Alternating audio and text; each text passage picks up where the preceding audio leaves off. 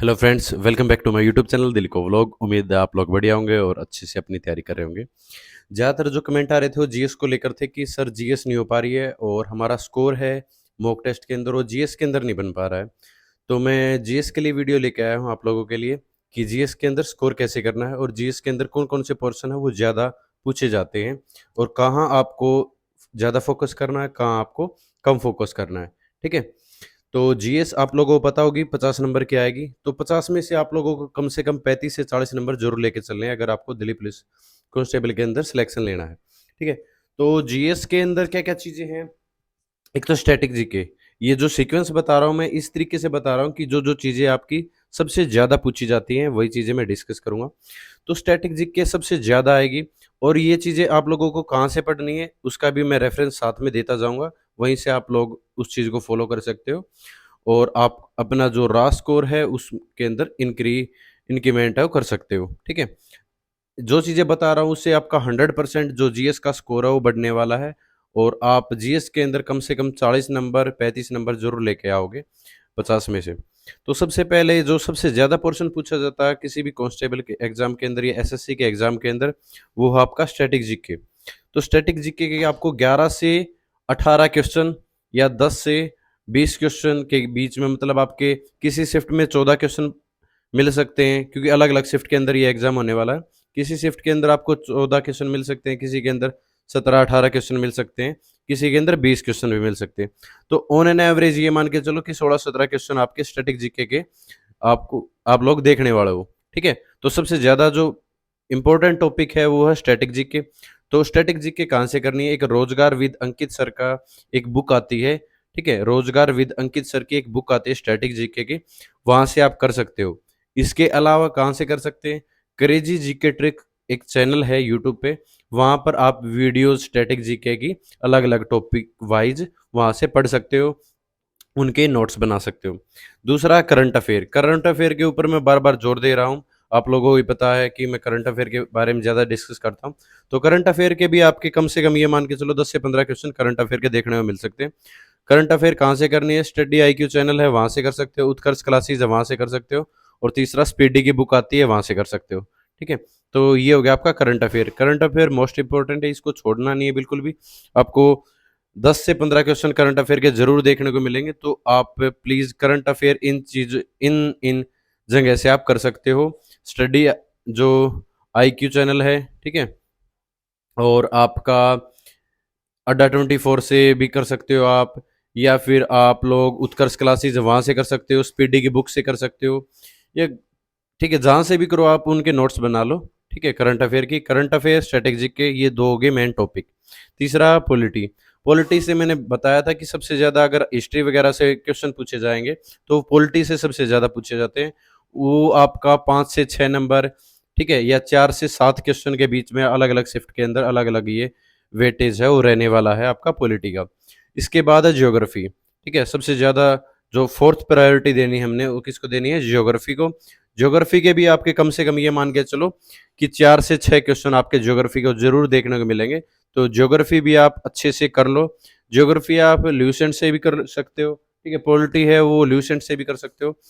Polity और geography Lucent से ही कर लो मेरे हिसाब से, ठीक है? उससे बाहर आपकी ज्योग्राफी और पॉलिटी नहीं जाएगी, ठीक है? या फिर कोई और एक्स्ट्रा पढ़ना चाहता हो कि जिसने ल्यूसेंट वगैरह पढ़ रखी है, एनसीईआरटी की जो ज्योग्राफी है वो पढ़ सकता हो, ठीक है?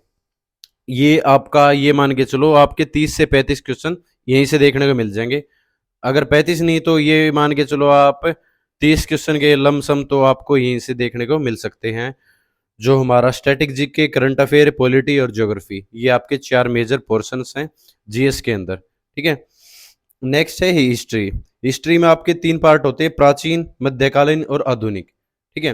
तो प्राचीन से आपके 2 से 3 क्वेश्चन, मध्यकालीन से 2 से 3 क्वेश्चन, ठीक है? 2 क्वेश्चन हो सकते हैं, किसी में 3 हो सकते हैं। जो सबसे ज़्यादा पूछा जाता है वो होता है आधुनिक से, ठीक है? एक ट्रेंड सेट हो रखा है एसएससी का कि वो आधुनिक भारत से ज़्यादा क्वेश्चंस है, वो पूछता है और उसी से करंट अफेयर भी, ठीक है, निकालता है। और जो आधुनिक भारत है वो ज़्यादा इंपॉर्टेंट है, तो हिस्ट्री में आप आधुनिक भारत पे ज़्यादा फोकस करोगे, ठीक है? फिर रही बात इकोनॉमिक्स की, उससे 1 या 2 क्वेश्चन आपको देखने को मिलेगा, इससे ज़्यादा आपको देखने को नहीं मिलेगा। फिर बात करते हैं हम साइंस की। साइंस में आपके 3 सब्जेक्ट लेके चलो, बायो, फिज़िक्स, केमिस्ट्री। फिज़िक्स और केमिस्ट्री से 1-1, 2-2 क्वेश्चन देखने को मिलेगा, लेकिन बायो से आपको 2 से 3 क्वेश्चन देखने को मिल सकते हैं, ठीक है? तो जिसने भी साइंस वगैरह नहीं पढ़ रखी, वो साइंस कहाँ से पढ़ सकता है? वो साइंस आप लोग पढ़ सकते हो, जो प्रीवियस ईयर है ना, या फिर एनसीईआरटी की एक बुकलेट आती है साइंस की, वो, ठीक है? वो देख सकता है, या फिर आप सिर्फ प्रीवियस ईयर लगा सकते हो। जो एसएससी ने प्रीवियस एग्जाम्स के अंदर जो साइंस पूछी गई है, सिर्फ वो याद कर सकते हो, जिसको जिसको साइंस में प्रॉब्लम है, ठीक है? तो ये मान के चलो, इकोनॉमिक्स, बायो, फिजिक्स, केमिस्ट्री, इनको आप 6 से 7 क्वेश्चन यहाँ से देखने को मिल सकते हैं ओवरऑल। तो इन पे ज़्यादा टाइम वेस्ट करने की जरूरत है नहीं कि आप 2-2 3-3 घंटे किसी एक सब्जेक्ट को दे दो। अगर आपको सब्जेक्ट को देना, तो वो जो ऊपर के मैंने 4 सब्जेक्ट बताए वो, फिर आपका आधुनिक भारत से जो क्वेश्चन आने वाले हैं हिस्ट्री से, वो चीज़ें आप कर सकते हो, ठीक है? इसके बाद बात करते हैं, जैसे क्रेजी कि हम जीके है वो कहाँ से स्ट्रॉन्ग कर सकते हैं। जीके के लिए मैंने बता रखा, जीके जीएस के लिए ऑब्जेक्ट, ठीक है, ऑब्जेक्टिव टाइप क्वेश्चंस की, उसके अंदर आपको 200 से 300 सेट, 280 से 300 सेट आपको ऑब्जेक्टिव टाइप जो स्पीडी की बुक आती है वो परचेज कर लो। उसके ऊपर मैं बार बार जोर दे रहा हूँ, क्योंकि उससे आपका कॉन्फिडेंस लेवल हो जरूर हाई होगा।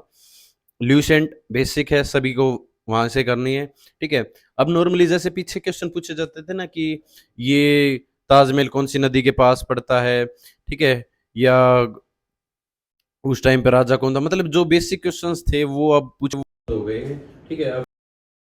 अब थोड़ा टिपिकल अलग तरह से क्वेश्चन पूछे जाते हैं, कि स्टेटमेंट बेस्ड क्वेश्चन ज़्यादा पूछे जाते हैं। तो आप अगर जैसे ल्यूसेंट में रिकमेंड कर रहा हूँ, तो ल्यूसेंट से डायरेक्ट क्वेश्चन देखने को नहीं मिलेंगे, ठीक है? अगर वो आपने अच्छे से पढ़ रखी है ना, 6 से 7 बार अगर अच्छे से कवर कर रखी है, तो आप ल्यूसेंट से ये सोचोगे कि ल्यूसेंट से ही ज़्यादा क्वेश्चन आ रहे हैं, ठीक है? और जिसने सिर्फ 1-2 बार पढ़ रखी है, तो वो ये सोचेगा कि नहीं, ल्यूसेंट से तो क्वेश्चन बने ही नहीं रहे हैं, ठीक है? तो जो आपका विविध होता है ना, विविध, ठीक है, वहां से क्वेश्चंस पहले पूछे जाते थे, ठीक है? वो जरूर कर सकते हो, वो इम्पोर्टेंट आपका ल्यूसेंट के अंदर। फिर बात करता हूँ कि सर ये चीजें तो होगी, जीएस के अंदर ये पोर्शन तो आपने बता दिया, उसके बाद हम मॉक टेस्ट कहाँ से लगाए? मॉक टेस्ट आपको वीकली लगाने हैं, ठीक है? जो सप्ताह है उसमें सिर्फ एक बार मॉक टेस्ट लगाना है। वो कहाँ से लगाए, वो मैं एप्लीकेशन के नाम बता देता हूँ। अड्डा24, ग्रेडअप, टेक्स्ट बुक और रोजगार विद अंकित सर। यहाँ से आप क्या कर सकते हो, जो मॉक टेस्ट है वो लगा सकते हो। और क्या करना है कि जैसे मॉक टेस्ट अगर लगा रहे हो ना, मान लो सिर्फ आप जीएस का मॉक टेस्ट लगा रहे हो, तो उसमें से जो भी नया क्वेश्चन बनता है, जो भी नया क्वेश्चन देखने को मिलता है, उसको आप क्या करो, नोटबुक के अंदर नोट कर लो और उसको बार बार रिवाइज करो। जब भी आप मॉक टेस्ट लगा रहे हो या कोई किसी की वीडियोस देख रहे हो, जहां से भी आपके सामने कोई नया क्वेश्चन आता है, सामने पुट होता है, तो उस क्वेश्चन को आप क्या करोगे, नोटबुक के अंदर लिख लोगे, नोट डाउन कर लोगे और उसको बार बार रिवाइज करते रहोगे, ठीक है? तो सबसे ज्यादा इंपॉर्टेंट क्या है कि खुद के नोट्स बनाओ, ठीक है? कि आप खुद के नोट्स तैयार करो, जीएस के हैं, साइंस के हैं, जिस भी सब्जेक्ट के आप जो भी चीज़ें पढ़ रहे हो उसके नोट्स बनाओ, क्योंकि जो लिखा हुआ था वो ज़्यादा टाइम तक याद रहता है आपकी मेमोरी में, ठीक है? तो जीएस के लिए ये पोर्शन मैं वीडियो लेके आने वाला था, क्योंकि सबसे ज़्यादा जो वेटेज है कांस्टेबल के एग्जाम के अंदर वो जीएस वाला ही है। तो जीएस के अंदर मैंने बता दिया सारा डिटेल से, एक एक चीज़ें बता दी कि आपको किस सब्जेक्ट पे ज़्यादा टाइम देना है, किस पे कम टाइम देना है, ठीक है? क्योंकि सबको एक नज़रिए से नहीं लेके चलना, क्योंकि उसमें जो वेटेज होता है क्वेश्चंस का वो अलग-अलग इस तरीके से ही आता है। तो इन सब्जेक्ट के ऊपर अगर आप पकड़ बनाओगे, इस तरीके से पकड़ बनाओगे, तो आपका 100% जो स्कोर है वो अच्छा रहने वाला है, और आप जो भर्ती आने वाले हैं उसके अंदर ज़रूर सेलेक्ट होगे, ठीक है? तो थैंक यू सो मच। ये वीडियो आपके लिए उम्मीद करता हूँ कि बेनिफिशियल होगी और आप लोगों के लिए काम आएगी। अगर इससे रिलेटेड और भी कोई डाउट हैं तो आप कमेंट सेक्शन में कमेंट कर सकते हो, ठीक है? तो थैंक यू सो मच। जय हिंद सभी को।